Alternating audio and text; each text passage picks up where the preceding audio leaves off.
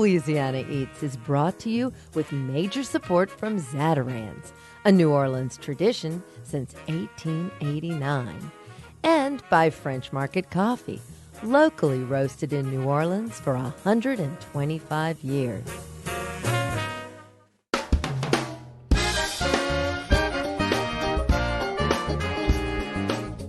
From our studios in the Southern Food and Beverage Museum in New Orleans, this is Louisiana Eats. I'm Poppy Tooker.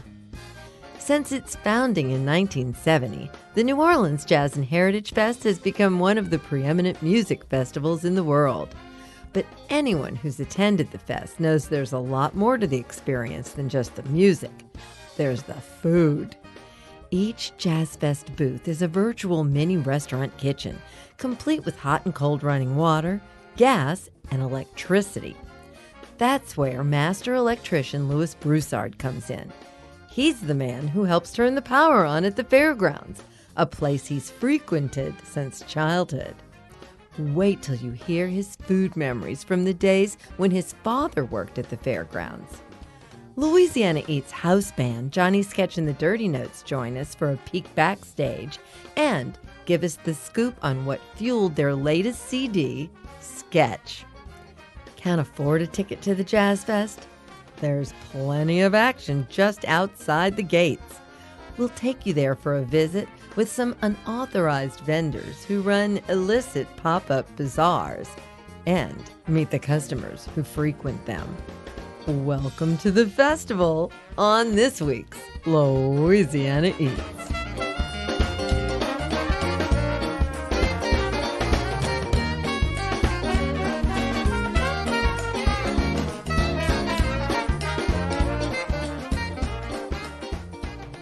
Every week, after the news bulletin, the anticipation gradually builds until we hear that telltale theme song. Da-da-dum, da-da-dum, da-da-dum. Which, of course, was composed and recorded for us by none other than Johnny Sketch and the Dirty Notes. We sat down with the boys, fresh off the heels of completing their new CD, the one they call Sketch, to talk about the CD, their past experiences at Jazz Fest, and, of course, food. Hi, this is Mark Parody, a.k.a. Johnny Sketch. I play cello, guitar, and I sing for Johnny Sketch and the Dirty Notes. Hello, my name's Andre Boren, and sometimes they call me Dirty Johnny, and I play drums and sing with Johnny Sketch and the Dirty Notes. Your mother will be so proud. My name is David Pomerleau, and I sing and play the bass in Johnny Sketch and the Dirty Notes. My name is Omar Ramirez. I am also known as Johnny Rico, and I play the trumpet in Johnny Sketch and the Dirty Notes. Welcome back to Louisiana Eats, boys. I'm always thrilled to see you guys. Hey, Poppy. You know, just for the record, we have to give the big shout out to Cousin Dave over there, Pomerleau, who, because of him getting a special idea, every week when people listen to Louisiana Eats, what are they listening to, guys? The theme music from Johnny Sketch and the Dirty Notes for my lovely cousin, Poppy Tooker. Do you know what the name of that song is? It's called Let's Eat. Well, let's eat. But before we eat, let's talk. So you guys have a new CD coming out. Yes, we do. What's the name of it? It's self-titled. Sort of self-titled. Sort of self-titled. It's the word on the cover is Sketch. Sketch. But there's no official name really. It's just Johnny Sketch and the Dirty Notes. Tell me why.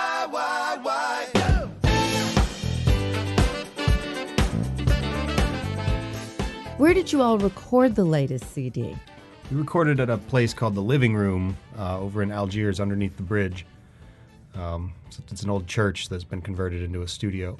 The guy, Chris George, runs it, and he's got a whole bunch of old musical instruments and studio equipment and a lot of great microphones, and he makes some really nice records over there. We prepared for this by going to Bay St. Louis, the Comiskey House in Bay St. Louis, and coming up with about 9 songs that we've been playing steadily for the last year and a half or so. So the experience of recording the CD we were prepared for it. In the past, we've gone in the studio and had to write things in the studio, and this time we were ready to do it. How long was that Johnny Sketch conference at the Comiskey compound? The retreat was 2 days. Just 2 full days. Wow, and y'all wrote enough music for... We actually came up with something like 11 ideas, but of those, I think 9 became songs that are on, or 8 or 9 that became songs on the record.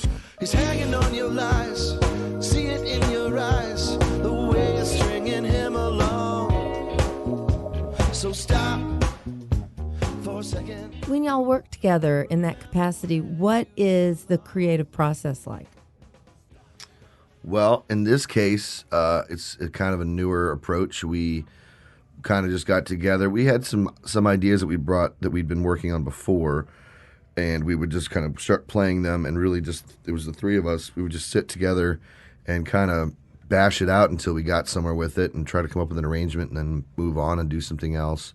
Break for lunch. Yeah, we would go out and wade in the water and hang around, and then we would come back and revisit things until we felt like we came to a stopping point with them. And it's amazing how much you can get done doing that. You know, it really helps to have a starting point. But many of the ideas we would just come in and someone would play something, and then we would feed off of it. It was very collaborative. It was really different than we've done it in the past in some ways. We've always worked together on songs, but it was very much the 3 of us kind of getting through it together.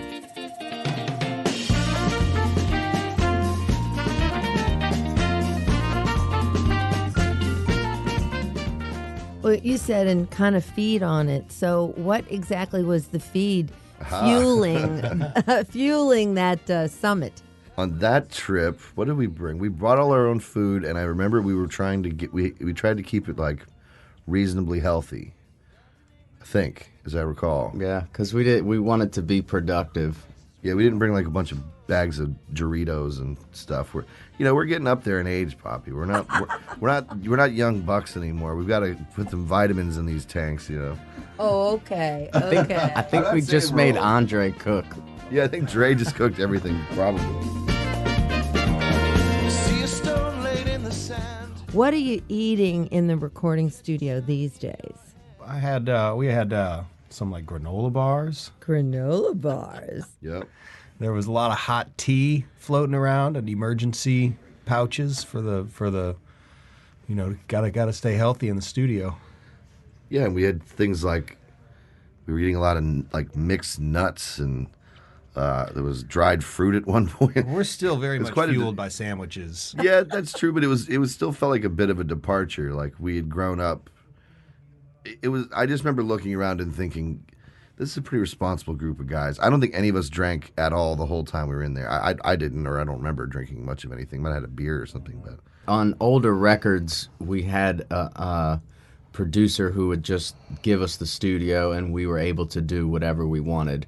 And this was very much the clock's ticking. Every hour is very expensive. So, I think we wanted to order pizzas and sit around and have, big dinners and lunches, but you really can't do that. You have to be quick. We do well with the deadline. well, and honestly, eating a little lighter and kind of snacking throughout the day kept us more on task. Mm-hmm. If you take a big lunch break and you go get a bunch of 12-inch po' boys, and you come back from work and it's a little, The tempos are All a right, little slower. Yeah, right. The drums are they're slowing down a little bit. Y'all are freaking me out. You're acting so grown up. Don't be fooled. I'm going to go get some cocktails as soon as I leave here. So. And a 12-inch sandwich.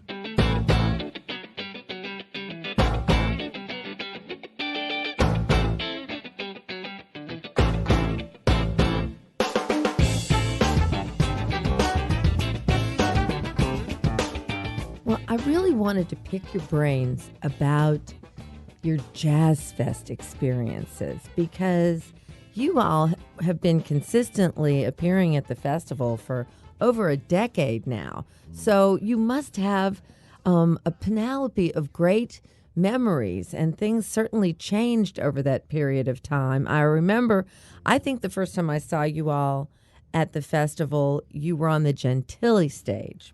That's right. Well, the first year we did play the Jazz Fest, we were on the Acura stage. the first. Yeah, that was in 2005.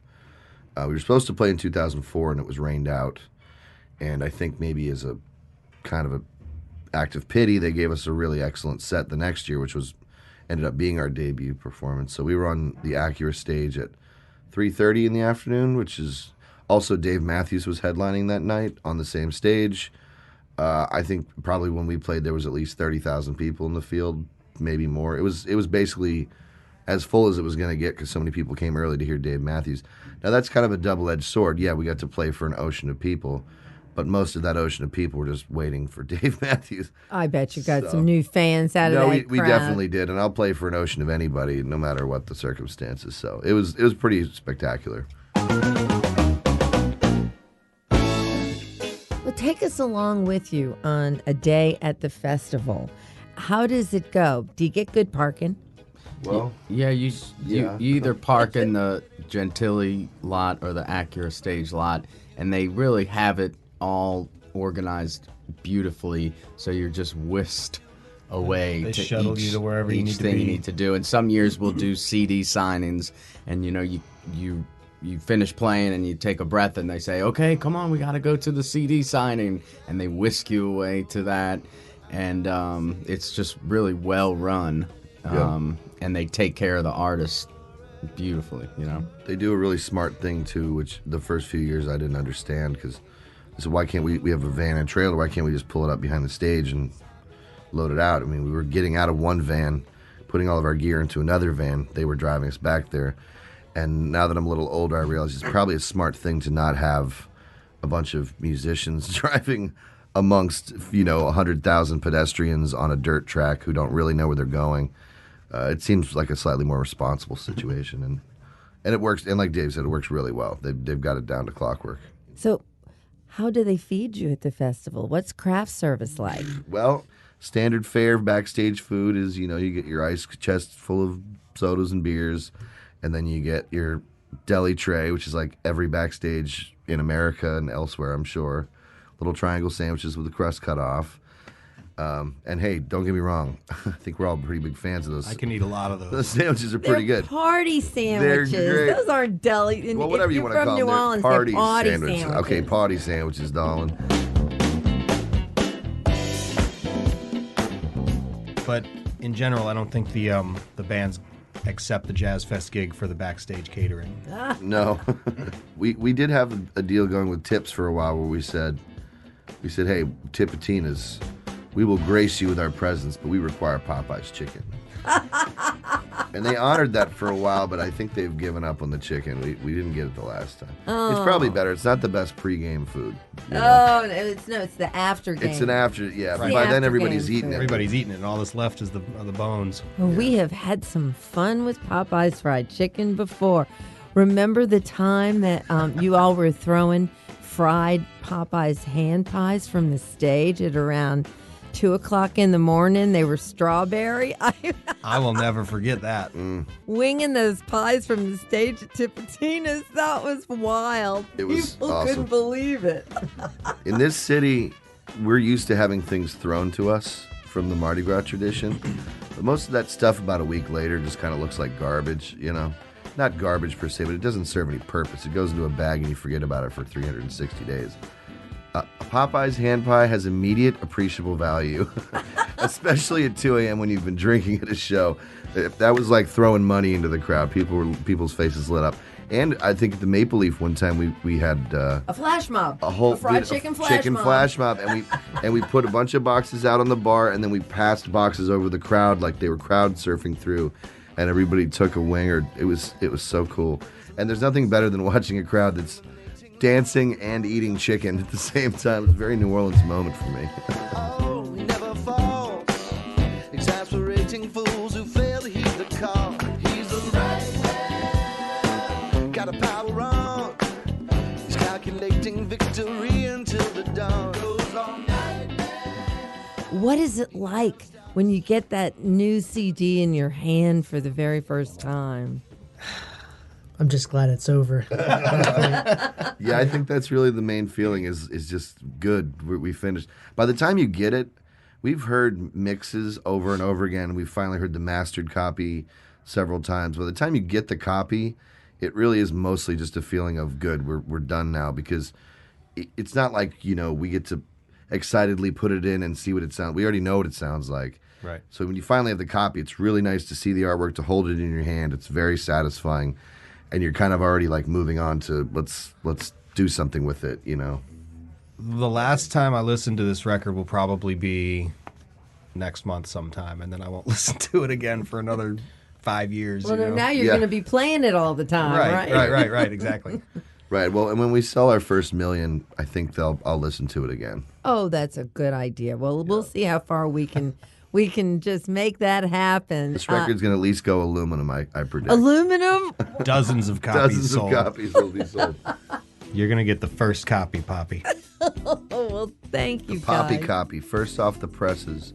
And by the way, thanks so much for including us on your show. It is my favorite radio show in all the land.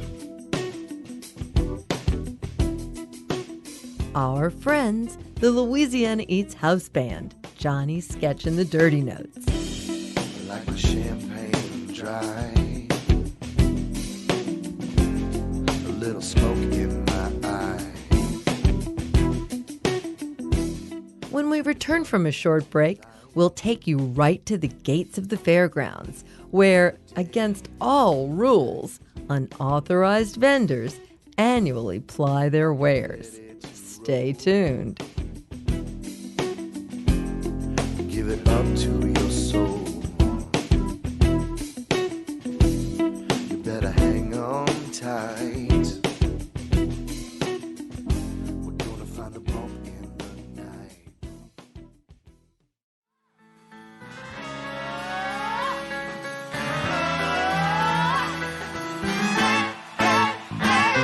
There's a party going on, so come on. There's a party going on right now. I'm Poppy Tooker, and you're listening to Louisiana Eats, edible content for Louisiana food lovers.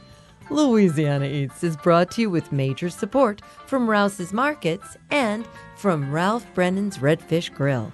From dock to pot, offering 9 varieties of fresh Gulf fish daily. Lunch, dinner, and private events at 115 Bourbon Street in the French Quarter. And fun is number one, so come on. There's a party going on right now. Party, thank you. There's definitely a party going on. I love the way you love to live. Along with the dazzling lineup of musicians that Jazz Fest brings together year after year, there's a whole other world that exists just beyond the festival gates. This world has vendors of all kinds, from water guys and praline makers to makeshift mixologists who set up shop along the streets despite apparent rules that would dictate otherwise. In collaboration with Noah Levy, producer Sarah Holtz ventured out to the Fairgrounds neighborhood with reporter Kelly Crawford to meet some of the vendors and buyers just outside of Jazz Fest. Welcome to the Northeast Jazz and Heritage Festival, presented by Shell. No unauthorized vendors. No $1. Are you always out at Jazz Fest? Oh, every year. 17 years of this. 17 years? Mm-hmm. So, do you have a year that sticks out in your mind that you're like, this was my best year? Right after Katrina, the first year after Katrina, when they sit up there and started getting things back together, Jazz Fest went off the hit, and it was beautiful. Aww. Yes, but y'all enjoy yourself Yeah, now. good luck today. All right, thank you. Can you tell us just how it's going for Jazz Fest with the Jello shots? Oh, well, it's actually for through La Yuza's, but it's going great. A lot of people are just eating them up. It's so hot out here, so it's perfect. We got free kisses. Oh, you got free kisses? Yeah, we got free kisses. Yeah. You kiss the dog. Yeah. Kissing booth. My friend did it last year. We stole her idea. The puppy is a new addition, though.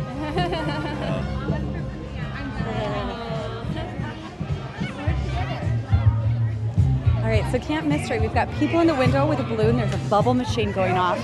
You can definitely take pictures in their cutout heads of a man and a woman in swimsuits in a canoe. They've got a sign that says Happy Jazz Fest from the Bubble House. And we're not sure if they're selling anything.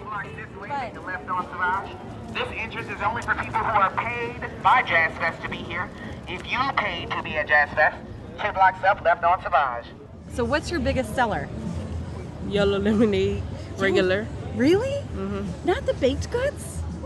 They like the brownies, yeah, but they be looking for something special in the brownies.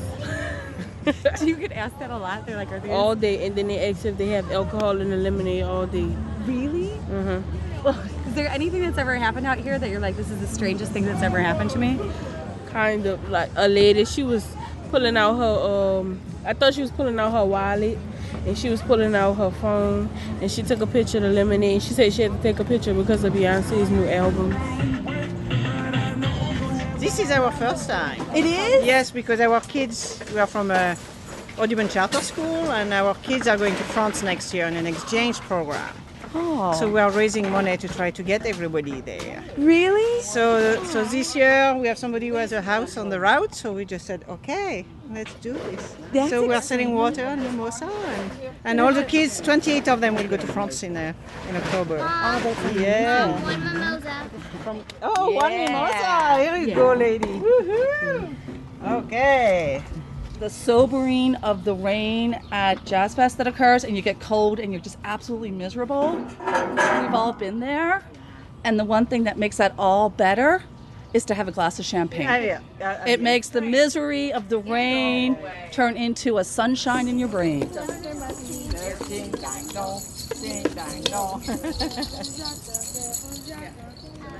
The crawling. Oh, is she just giving away for free? Yeah. Oh, wait, sir, let me give you this. Okay, I give these out the last day. Thank you very because much. Because of the bad weather, I may not see you at the end of the day. Oh, well, all right. Thank you again for everything. We Thank really you. Have a appreciate great Jazz Fest. Yes, ma'am. I give these out to the folks who park over here. It's just land yap. I enjoy the people. Like I said, this is my 4th year, and it's almost like, well, I've established relationships with several people, and, you know, I send cards out when it's 6 months before Jazz Fest, and we email each other. Like I said, it's a family affair. What do people do after Jazz Fest? Everybody can't go to Disney World. Okay? Right. But they remember this, and we just... You know, it's just how it is on Jazz Fest, the last day. They don't even have to, no charge for the bikes? Free. Where have you been? I know I parked in poles. This is terrible. Free. It's free. Get in where you fit in today. What happened? Right? What That's happened? what it is. She's the best. Really? Okay, this is what it is. All right, Jazz Fest ready. That's right. Enjoy. Yes, will do. The door is always open. Oh, good. Have a good day. Thank you so much. Thank you. Sounds and stories outside the gates of Jazz Fest. Hey, girls. I know that you heard about the big star review that's coming to town tonight. Well, I just want to give you the lineup of some of the big stars will be on the show there. Because somebody's gonna steal the show. Ask your mama, please let me go. If you're a Louisiana Eats listener, I bet you're as excited over the food at Jazz Fest as you are the music. Wouldn't you love to have a Jazz Fest cookbook? In 1984, New Orleans famed cooking teacher Lee Barnes, along with longtime fest vendor Lorraine Landry, set out to create the first edition of the New Orleans Jazz and Heritage Festival Cookbook. What a treasure this out-of-print 30-plus-year-old book is. It's laid out by tent numbers, and believe it or not, in 1984, there were only 5 food tents at Jazz Fest. Out of all the vendors listed in the book, only Brocata's, Beau Croissant Sausage, AJ Snowballs, Cajun Kettle Foods, and the Roman Taffy Candyman still appear at the festival today. But what unforgettable food superstars were festival vendors at one time. The great chef Austin Leslie served shrimp Creole and stuffed peppers at the Jazz Fest. His recipes for both of those classic dishes made it into the book. For a copy of Austin Leslie's recipes, just visit our website at poppytooker.com, where you'll also find a treasure trove of other great things to cook. I'm Poppy Tooker, and you're listening to Louisiana Eats. You know, brother and sister, there are some things a man gotta do. No matter how it seems to others. When he carry that load, that heavy load to earn a little pay, come the end of the week, he has to let it all hang out, no matter what the people might say. Dig. I tell you, there's nothing like a neighborhood, a little individual sound that makes you feel so good when you're stepping out. Hey, yeah, baby, baby. If you're a regular Jazz Fest goer, you may have seen Louis Broussard whipping around the track on a golf cart, ensuring electricity is properly flowing to food booths and sound stages alike. A master electrician, Louis has worked the festival since 1988. But he's no newcomer to the New Orleans Fairgrounds. In fact, he just about grew up there. Lou joined us to share stories from his childhood spent in and around the racetrack. That was a lot of memorable days for me. I wish I can go back to them, to tell you the truth. I had so much fun in that place. That was my playground. I can remember from maybe around 7 or 8, I was out there hanging with my dad, and my mom came to visit, and he put me on this pony and sent me around the backside of the barn, and I come running around the back with the pony, and my mom almost fell out. Well, what was your dad's job there? What did he do? He was a horse groom.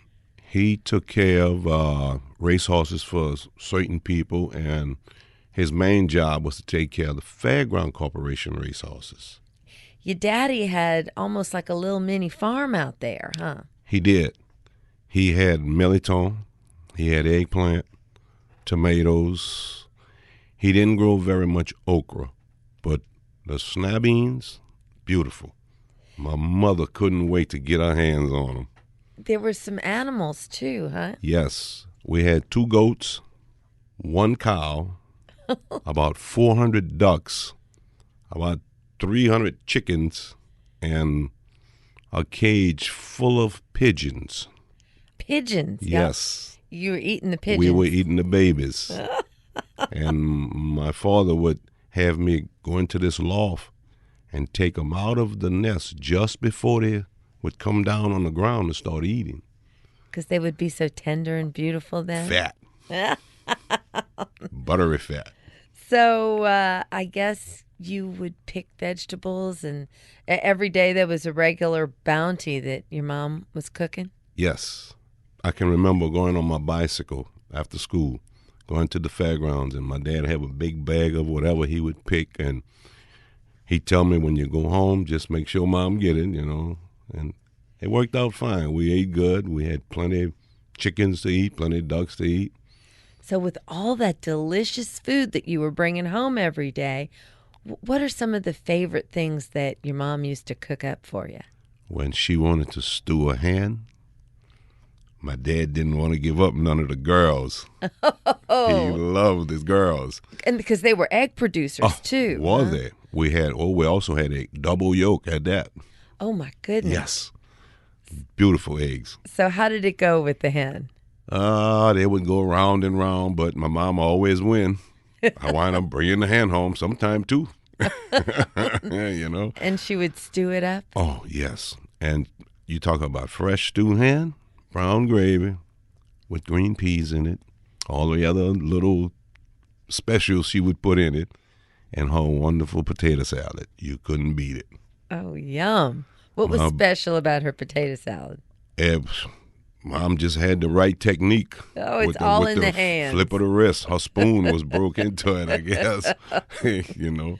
Did she preserve anything? Did she can or put anything up? Not a thing. You very seldom found leftovers in our refrigerator.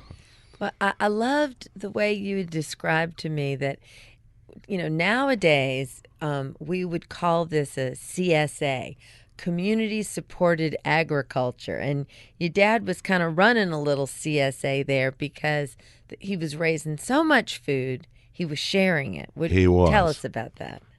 When it was time to harvest whatever vegetable or whatever he was growing, he would also prepare different bags for the people that worked in the general office of the fairgrounds.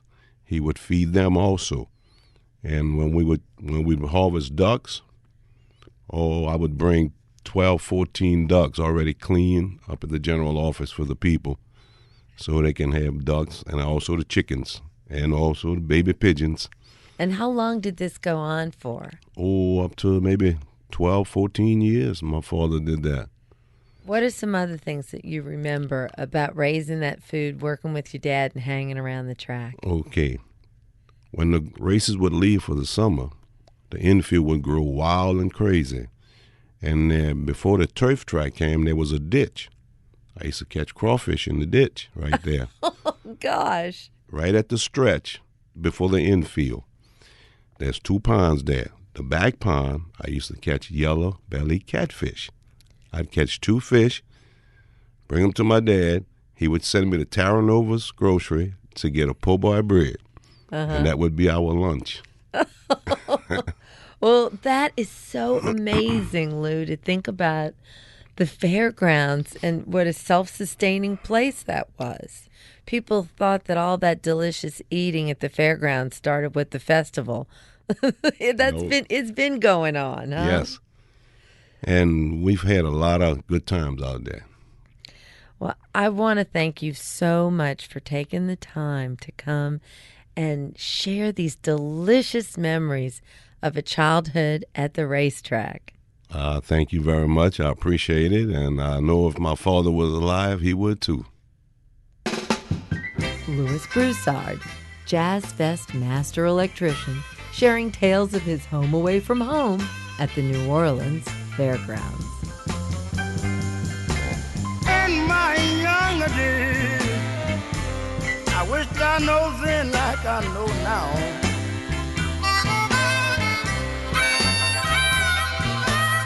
In my younger days, I wish I know then like I know now. What is the biggest food story at Jazz Fest? Stay tuned, and we'll answer that question when we come right back. But this little woman that let me in her house.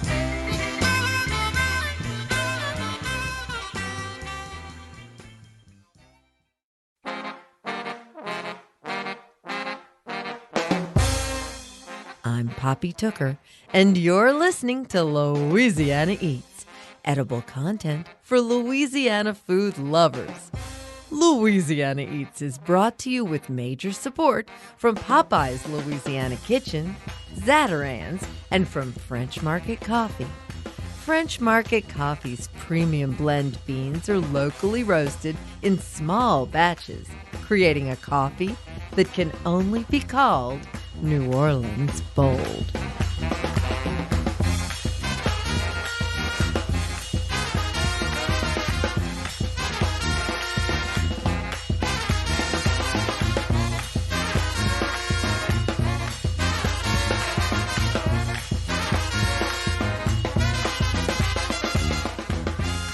Here's this week's culinary quiz question, brought to you with support from Popeye's Louisiana Culinary Institute.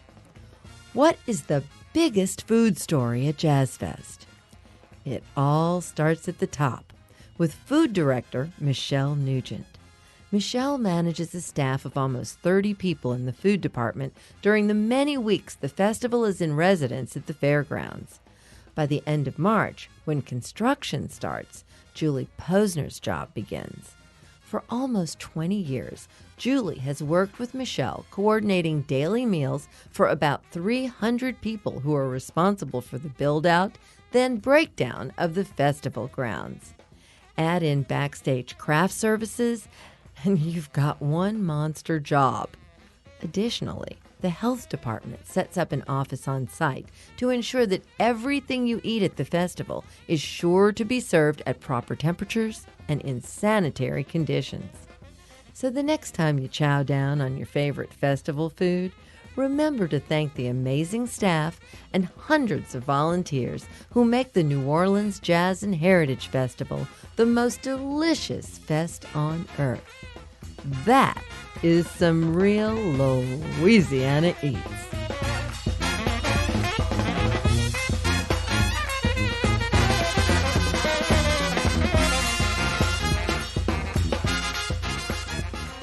Versatility is the trademark of Chef Anne Churchill's business, Karma Kitchen. Anne's vegetarian and vegan creations are so delicious that even the most dedicated carnivores delight in every bite of her food. Highly sought after as a caterer, you can find Anne dishing up her delicacies all over town. But when she's not in New Orleans, Anne's on the road, fueling superstars like Dave Matthews with her healthy, delicious cuisine. Anne spoke with us about her life on the road as a touring chef and how food became her life.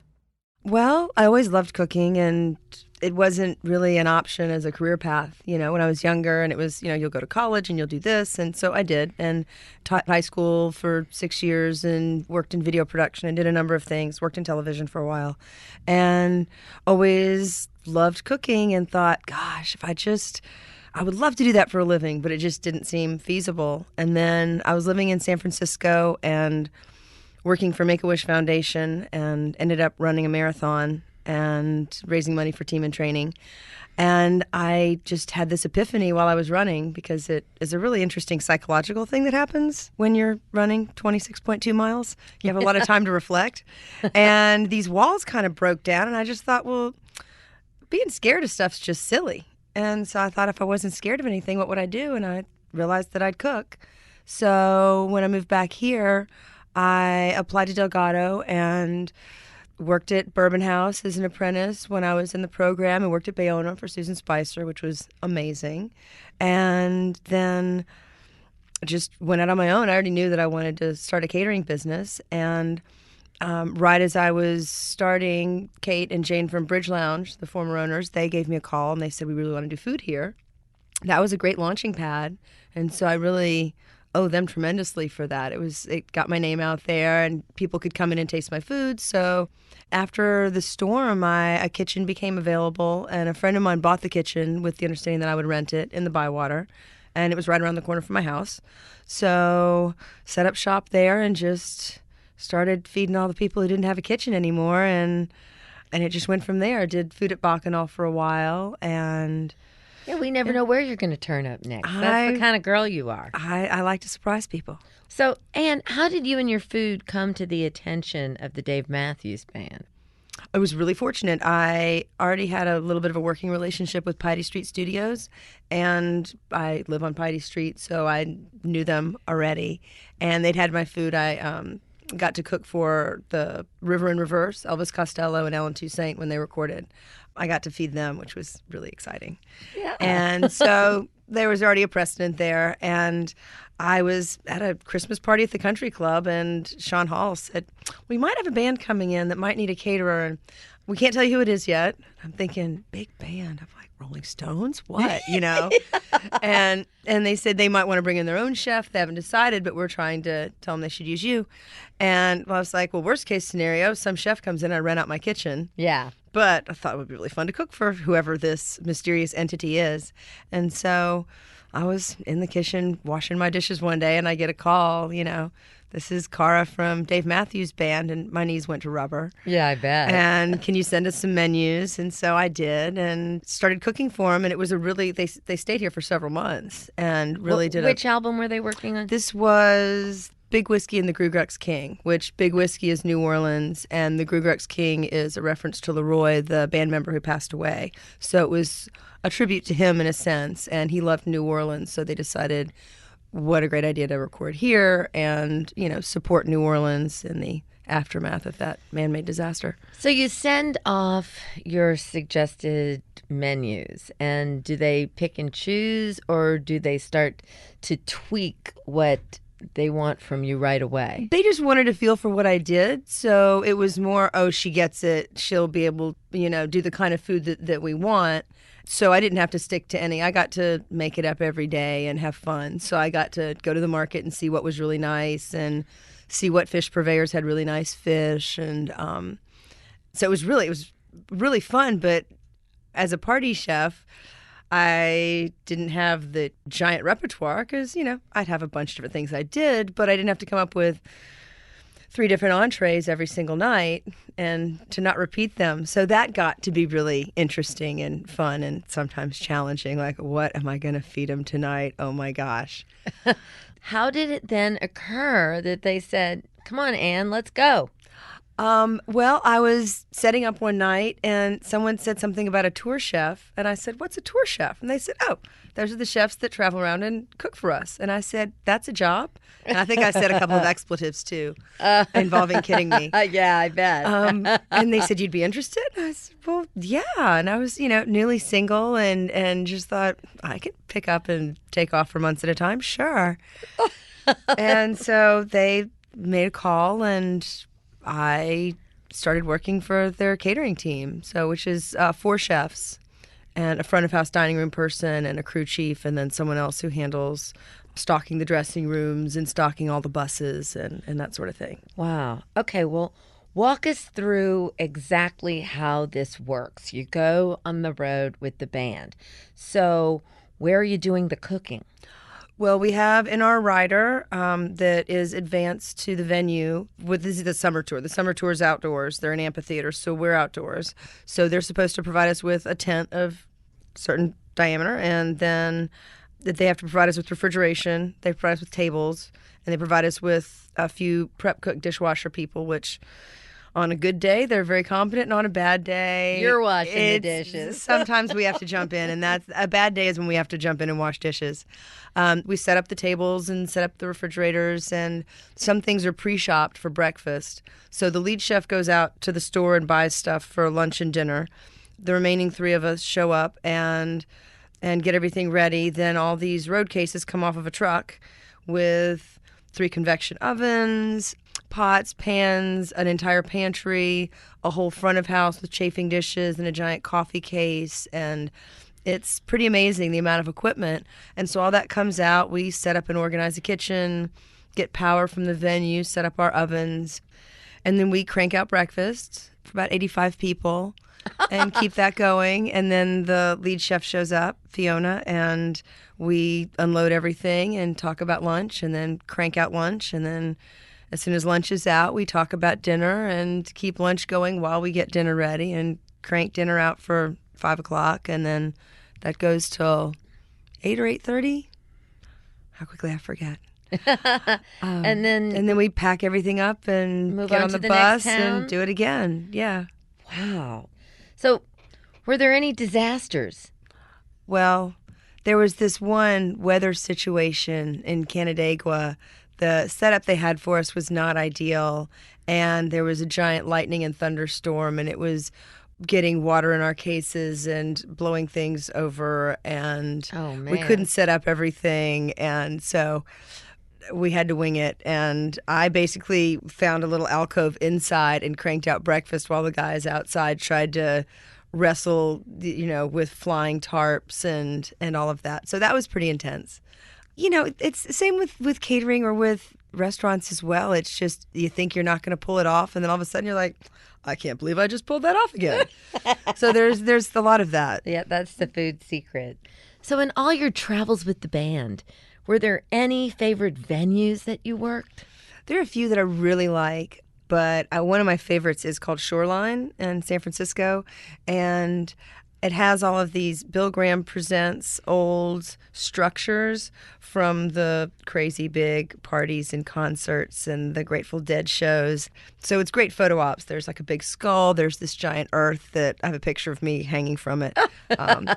So that one's really fun. And you get, the West Coast, it's beautiful access to all that produce in the San Joaquin Valley. And so that's also an added bonus. When you're cooking in Eden, it's always easy. Exactly. And have you come up with any strange stipulations that the band requires? I've heard these rumors about no brown M&Ms. What's the deal with that? So the deal is Not so much now because most of the venues are established, but when the first big rock concerts were happening indoors, it created some logistical issues, and the stakes are really high with rigging and setting up equipment and power sources and whether equipment could actually be brought in through the doors. So the tour managers would send out these riders that the venues were supposed to read and follow to the T. And so if the tour manager came in and saw that they hadn't sorted out the M&Ms, then they knew they hadn't read the rider, and they'd often put those towards the end. So they'd know that they hadn't read to the end of the rider and that probably their day was going to suck because the promoter hadn't really done their job. Yeah. So that's really the reason for it. It wasn't prima donna rock stars. Oh, that's great to know. I'm so relieved. So do you have any really special road memories you want to share with us? Gosh, well, some of them I probably can't talk about. Okay, Anne. But I mean, But people other think than that, but people think that it's this crazy lifestyle, and it's an intense job where you're working 15 hours a day. So I think it's a lot tamer than people assume, and people assume it's a party every night, and it's a lot more tame. But occasionally there'll be a bus party that's really great, where a bunch of people will just hang out on one of the buses, and there's lots of music, and there's dancing, and... How many buses are there in the caravan? Oh, gosh. Between 8 and 11, depending on... The winter tour was bigger, and we had more equipment and more people, so that had more buses. But that's... Between 8 and 11. That's a lot of buses. Yeah. Yeah, that's almost like a train on the road. Well, catering has its own bus, so because there's enough of us, and then there's usually one other person on our bus. And then the band members each have their own bus at this point. So the main band members. So. Oh my gosh, they each have their own bus. My goodness gracious. So tell me, you hear stories about road burnout for the rock stars. Do the rock star chefs get road burnout? Oh, definitely. It's an intense job. It's hard on the body. It can be a little hard on the liver.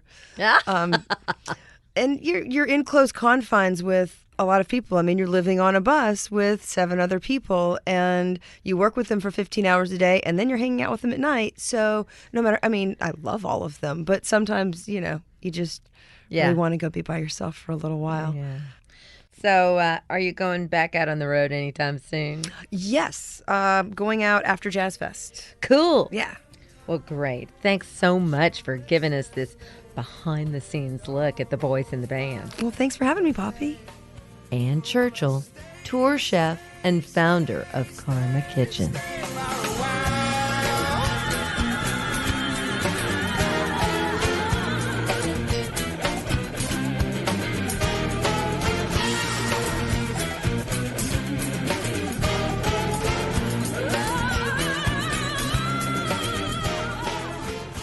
That's it for this week's edition of Louisiana Eats. Edible content for Louisiana food lovers. Join us next week when we explore the effects of success on food TV. It is amazing walking down the street with Sanchez and just seeing the goo-goo eyes. Every young lady it seems in New Orleans is, just watch this guy on episode after episode of Chopped. The way he handles it is through humility, and he'll go up and he'll hug and kiss and take pictures and engage the people, saying, hey, I'm just an ordinary guy. Have you missed an episode of Louisiana Eats? Hear today's show or catch up on previous editions anytime online at itsneworleans.com, where you can also subscribe to the podcast and take us with you wherever you go. Louisiana Eats is made possible with major support from Popeye's Louisiana Kitchen, Zatarain's, French Market Coffee, and Rouse's Markets. Additional support for Louisiana Eats is provided by the Shreveport-Bossier Convention and Tourist Bureau and from Tableau, Dickie Brennan's latest restaurant serving local Creole cuisine with a view of Jackson Square. Original theme music by Johnny Sketch and the Dirty Notes. Big thanks to producers Joe Schreiner, Sarah Holtz, and Reggie Morris. Come visit us anytime in our Louisiana Eats studios at the Southern Food and Beverage Museum, or see what we're up to at poppytooker.com. You can check us out on Instagram and Facebook as well. I'm Poppy Tooker. Louisiana Eats is a production of Poppy Tooker Broadcasting.